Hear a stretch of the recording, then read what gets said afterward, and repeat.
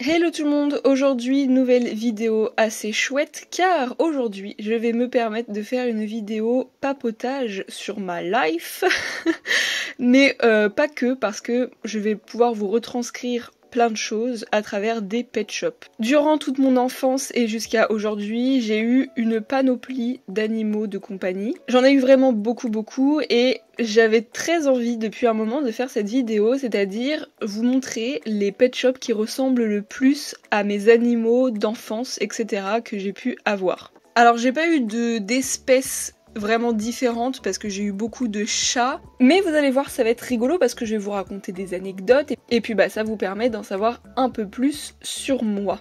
À savoir que tous ces animaux, ça a été en vérité les animaux de mes parents, enfin principalement de ma mère, mais du coup je vais vous montrer les animaux que moi j'ai connus parce que bon, avant ma naissance, ils en ont eu d'autres évidemment. J'essaierai au fur et à mesure de la vidéo de vous montrer des photos de la réalité des animaux que j'ai eus. J'essaierai parce que en fait je dis bien que je vais essayer parce que c'est clairement des photos que moi je n'ai plus du tout parce que soit bon j'étais trop petite pour avoir des photos de téléphone par exemple, soit justement c'est des photos que mes parents ont eu, mais bon, il faut que ma mère retrouve ces photos-là. Alors spoiler alerte, je suis pas extrêmement fière d'avoir eu autant d'animaux, alors encore une fois c'est pas de ma faute, hein, c'était vraiment mes parents, mais je suis pas très fière parce que moi j'aime beaucoup les animaux et j'ai une certaine façon de penser par rapport à ça, qui fait qu'aujourd'hui je n'ai pas envie de revoir des animaux, et bon bref, je vais pas partir dans des débats, mais à mon sens on en a eu beaucoup trop. Si je devais avoir un animal aujourd'hui, ce serait clairement un petit caniche nain, bouclé, marron, ou alors peut-être un chat, mais en vrai, même si c'est des envies qui sont assez sérieuses, je me sens pas aujourd'hui d'en adopter de nouveau parce que pour moi c'est trop important d'adopter un animal pour être sûr qu'il y a 90%. Pour moi il faut que je sois sûre à 100%. Et parce que c'est un investissement sur des années et des années, c'est un investissement d'amour, de temps, d'argent et de disponibilité, et genre pour moi c'est inconcevable aujourd'hui, ne serait-ce que d'avoir un cochon d'Inde ou un poisson juste par plaisir. Non, parce que derrière il y a une vie en fait. Bref, la vidéo du coup montre tout le contraire, mais voilà, c'est encore une fois ce n'est pas mes choix, mais bon bref. Je pense que la plupart qui vous regardez se posent pas du tout ces mêmes questions que moi, mais c'est pas grave.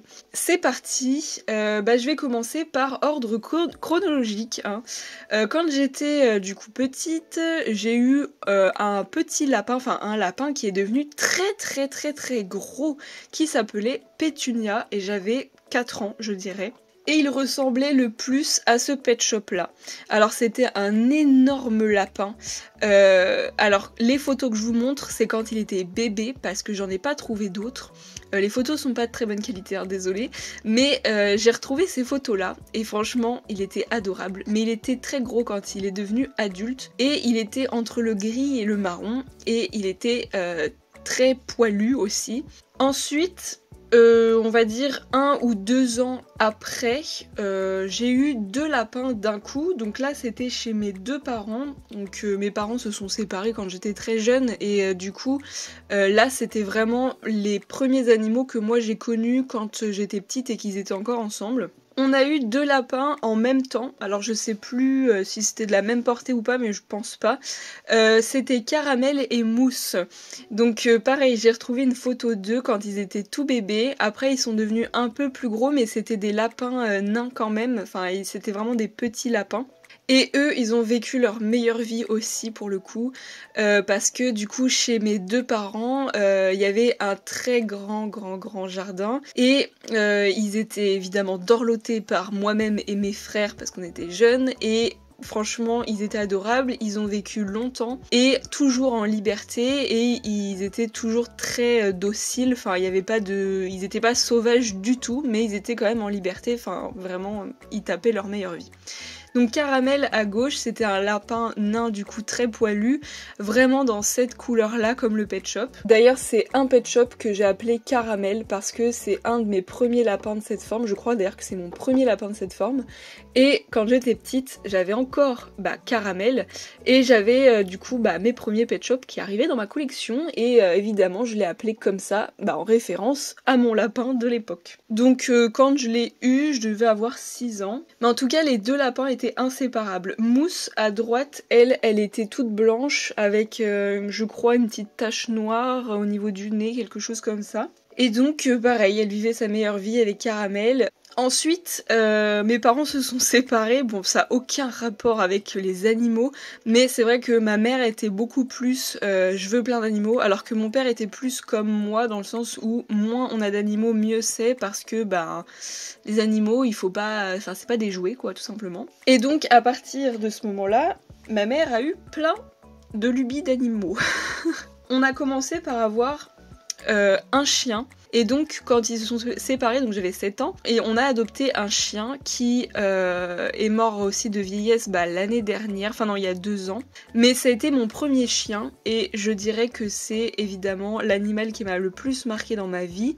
Je pense que j'ai énormément pleuré et regretté le jour où elle est partie parce que ça a été, on va dire, ma meilleure amie de quand j'étais petite, de toute ma scolarité, c'était mon chien, c'était mon bébé à moi quoi. Et donc elle s'appelait Vanille. Et j'en parle avec beaucoup de nostalgie. Bon aujourd'hui ça va, j'ai fait le deuil entre guillemets, mais c'est vrai que c'était un chien incroyablement adorable. Enfin c'était ma petite protégée, je dormais avec elle, je passais mes journées avec elle, enfin le soir je rentrais, j'avais qu'une hâte, c'est d'aller jouer avec elle, enfin bref, Vanille quoi, c'était mon petit chien. C'était un croisé pincher nain je crois, et chien papillon. Elle était très joueuse, elle était petite et elle était un peu de cette couleur là. Et c'est clairement un chien qui me fait beaucoup penser à elle, enfin un Pet Shop qui me fait vachement penser à elle. Ça c'est, je trouve, le Pet Shop qui lui ressemble le plus, avec ses petites oreilles et puis sa petite frange aussi parce qu'elle avait une frange. Je dirais 1 an après son adoption. On a adopté un chat qui était adorable. Franchement, le plus mignon des chats, je pense qu'on a eu, parce que pareil, on a eu beaucoup de chats. Je pense que parmi tous les chats qu'on a eu, ça a été elle la plus gentille et adorable, dans le sens où c'était un chat très câlin, très gentil, très doux, très... je sais pas, elle avait vraiment un truc. Elle s'appelait Sassy. C'était un chat tricolore. Elle est décédée malheureusement après un accouchement. Après ça... bon ça a toujours été, ils ont tous été eu un peu en même temps, mais c'est vrai qu'il y a eu quand même un ordre chronologique, hein, Vanille arrive en premier, etc. Mais du coup, en même temps que Sassy, Vanille et tout, on a eu un cochon, un animal peu commun en animal de compagnie, cochon noir, donc vietnamien. Alors malheureusement il n'y a pas de Pet Shop noir, enfin cochon noir, il n'y a que celle-ci qui est un peu foncée, donc elle s'appelait Zoé. On l'a eue quand elle avait genre 2 semaines. Elle est née chez nos voisins qui avaient eux-mêmes un cochon. Et ils ont eu, enfin, elle a eu une petite portée de quelques petits cochons et nous on en a adopté un. C'est un cochon qui clairement vivait à la maison, dans un petit lit, enfin vraiment comme un enfant, donc c'était vraiment adorable. On l'emmenait partout comme un chien en fait. Et donc bref, quand elle était petite elle était adorable. Après elle a grandi, elle a beaucoup grandi quand même. Donc à un moment donné elle ne vivait plus à l'intérieur parce que ça prend beaucoup d'espace, hein. C'est comme si vous aviez une vache dans une maison, c'est pas très pratique. Les cochons sont des animaux très intelligents et c'est vraiment un animal que moi j'adore désormais grâce à cette période-là, parce que vraiment c'est un animal hyper affectueux, mais vraiment. En même temps que toute cette panoplie, nous avons adopté un autre lapin, donc là je devais avoir pareil 9 ans, qui s'appelait Serpollet. Et j'ai pas beaucoup de souvenirs de lui, c'était un très gros lapin orange et blanc qui vivait principalement avec Zoé du coup dans le petit jardin. Et je sais pas du tout ce qui s'est passé, mais je pense qu'il s'est enfui tout simplement. En même temps que tout ça, nous avons eu une oie. Elle s'appelait Gertrude et c'était une oie blanche. Pareil que Zoé, on l'a eu très tôt. Les petits oiseaux, en principe, vous pouvez les adopter très jeunes sans aucun souci, enfin plus qu'un mammifère. Quand Gertrude est née, clairement, elle a vu, la première personne qu'elle a vue, c'est ma mère, donc forcément c'est devenu sa propre mère. Voilà comment un animal peut être très affectueux avec vous, c'est dès la naissance, vous faites partie de sa famille tout simplement. Vous allez voir qu'il y a eu une deuxième oie dans ma vie, mais bien plus tard. Donc voilà, Gertrude, elle était très attachante, mais c'était une oie blanche, donc ce pet shop lui ressemble vraiment beaucoup. Nous avons eu quelques années plus tard un petit oiseau, une calopsite d'ailleurs, qui s'appelait Kiwi. C'est un oiseau qui chante beaucoup, qui est très affectueux aussi d'ailleurs. Malheureusement, il s'est enfui un jour par la fenêtre, alors que c'était un oiseau qui était toujours en liberté chez nous, enfin même fenêtre ouverte, ça dérangeait pas trop, enfin il était vraiment très docile et attaché à nous, il y avait pas de souci là-dessus, mais un jour il est quand même passé par la fenêtre, il a attrapé vraiment très froid et il s'était blessé le bec, etc. Et malheureusement il est décédé quelques heures après, enfin ça a été un peu une catastrophe. À l'époque, quand ça s'est passé, ma mère a réadopté un autre oiseau tout de suite après, et cette fois-ci c'était une colombe, je crois. Je sais plus vraiment parce que j'ai pas beaucoup de souvenirs de cet oiseau-là. Il me semble que c'était une tourterelle et non une colombe. Et elle s'appelait Croucrou et je crois qu'elle était toute blanche. C'était un oiseau qui restait sur l'épaule de ma mère, même dehors en fait, même en extérieur. Sauf qu'un jour, moi, quand j'étais petite, du coup, bon, je devais avoir 9 ans encore une fois, j'ai fait un peu une grosse bêtise. Je pense que dans mes souvenirs, j'avais fait un peu une crise de nerfs où genre j'étais fâchée et tout contre ma mère pour me venger. Non mais c'est horrible comme histoire. Je regrette beaucoup, mais bon, c'était presque il y a 15 ans quand même. Et en fait, j'ai emmené du coup Croucrou à l'extérieur, comme d'habitude, sauf que moi, je l'ai fait envoler. Et genre, dans ma tête de petite enfant, j'étais en mode, de toute façon, elle va revenir comme d'habitude, parce qu'elle avait l'habitude d'être en extérieur. Et en fait, elle n'est jamais revenue. Donc, je me suis fait passer un savon énorme. C'était un oiseau qui s'est fait sûrement des potes, parce qu'il y avait d'autres tourterelles, évidemment, dans la nature. Bon, il y a eu d'autres animaux qu'on a eu en même temps, mais là, franchement, je ne me souviens pas du tout des noms et tout ça. Mais on a eu une petite portée de souris. Je pense que c'est l'animal que je n'aurai plus jamais dans ma vie, c'est des rongeurs. J'ai pas eu du tout d'accroche avec elles. Pendant la même période, on a eu 2 cochons d'Inde. Bon, ça c'est quand même vachement plus attachant, je trouve. Enfin après, voilà, c'est une question de préférence. C'était Nougat et Biscotte dans mes souvenirs. J'avoue que je me souviens plus vraiment parce que eux aussi ont eu des portées. Bon après c'est des cochons d'Inde qu'on a redonnés à des amis, etc. Enfin voilà, on n'a pas gardé tous les cochons d'Inde, mais à un moment donné on en avait eu 4 quand même. Je ne sais plus du tout les noms des 2 autres. Ensuite nous avons eu un autre chat, donc pendant toute cette période qui a été quand même assez courte, tous ces animaux-là, c'était vraiment durant les mêmes années. Il y avait toujours Sassy avec nous, et ensuite on a eu 2 autres chats en même temps. Je crois qu'ils venaient de la même portée d'ailleurs. C'était 2 gros chats angora, qui étaient très mignons d'ailleurs. Ils s'appelaient donc Peluche pour le chat roux et blanc, et Pignou pour le chat blanc, enfin noir et blanc. Bon, j'ai pas trouvé de pet shop qui était plus noir que ça, parce que en fait c'était vraiment un chat noir et blanc, mais avec des couleurs équitables quoi. Il y avait pas beaucoup de noir, pas beaucoup de blanc, donc j'ai eu du mal à trouver un pet shop qui lui ressemblait, surtout qu'il était angora, donc je pouvais pas prendre un pet shop n'importe lequel. Après ça, nous avons eu un autre chat qui s'appelait Flocon, et Flocon c'était un chat siamois gris et blanc qui était absolument magnifique, avec des gros poils longs. C'était un tout petit chat par contre, sauf qu'il était pas très adorable, il avait vraiment un caractère pas terrible, donc du coup j'ai assez peu de souvenirs de lui parce qu'en fait il vivait principalement à l'extérieur et il venait juste manger le soir chez nous. Et en même temps que Flocon, nous avons adopté Maya. Maya qui est toujours de ce monde d'ailleurs et qui est aujourd'hui chez ma mère. Enfin elle a déménagé entre temps. Maya actuellement est assez âgée, je crois qu'elle a 13 ans. Et Maya est tricolore comme Sassy au tout début. Mais Maya, elle a un autre caractère que Sassy. Sassy, elle était extrêmement douce et adorable. Maya, c'est une petite terreur. Elle déteste être à l'intérieur. Elle vit dehors en permanence. Si elle met un pas à l'intérieur, elle s'enfuit direct. Enfin, elle a pas du tout envie d'être à l'intérieur. Son surnom de l'époque, c'était le caribou. Je ne sais pas pourquoi je l'appelais comme ça, mais je l'appelais toujours le caribou. Donc voilà, Maya a connu Vanille. Du coup, Vanille, à cette époque-là, elle était toujours là, évidemment. Vanille, c'est un peu c'est la maman de tous ces animaux. Et donc, en même temps que Maya, on avait adopté Rosti. Et je pense que c'était de la même portée, parce que ils avaient un peu les mêmes couleurs et tout. Il me semble que c'était de la même portée. Rosti, lui, c'était le chat le moins tendre de la terre. Flocon, à côté, c'était vraiment un chat adorable, qui ne voulait pas être avec nous, mais qui était quand même gentil, hein. Alors que Rosti, lui, c'était le bagarreur du village. Tous les chats voisins, ils se faisaient la guerre ensemble. Rosti, c'était un peu le combattant de la ville.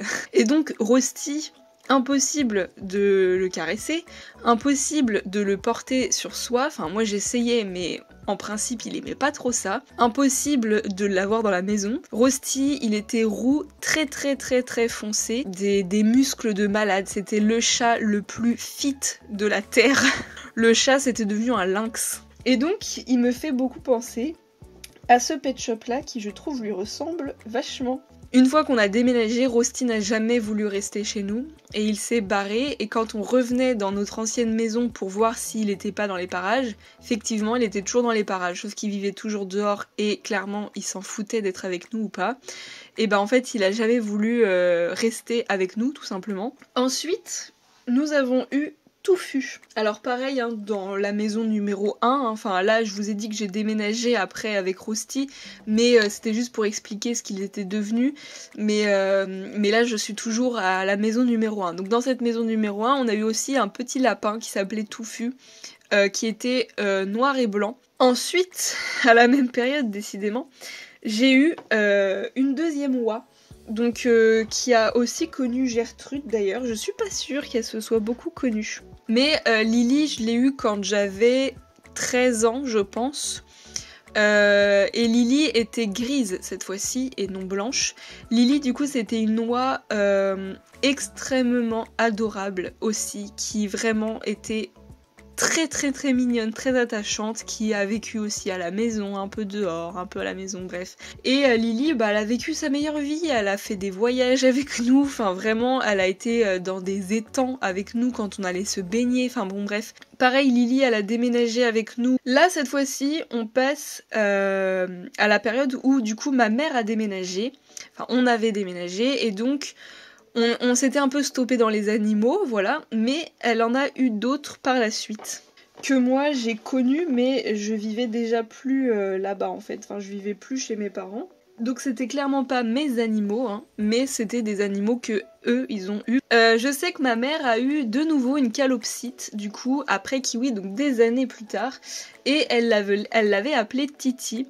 Et clairement, c'était exactement le même oiseau en termes de couleur, etc. C'est pour ça que j'ai repris un pet shop qui ressemblait beaucoup à Kiwi. Ma mère a aussi adopté un deuxième chien, donc pareil, Vanille était toujours là, elle a suivi. Ce deuxième chien, c'est donc Jolia, qui est toujours là actuellement. C'est un croisé bosseron et un croisé labrador. Elle a beaucoup plus de labrador que de bosseron, elle a les couleurs d'un bosseron, donc noir avec un peu de orangé. Je trouvais que ce pet shop lui correspondait bien parce que là, ce pet shop là, ça fait pas très chien, vous savez, gros chien, un peu chien de garde, pas du tout, ça fait vraiment chien très docile, etc.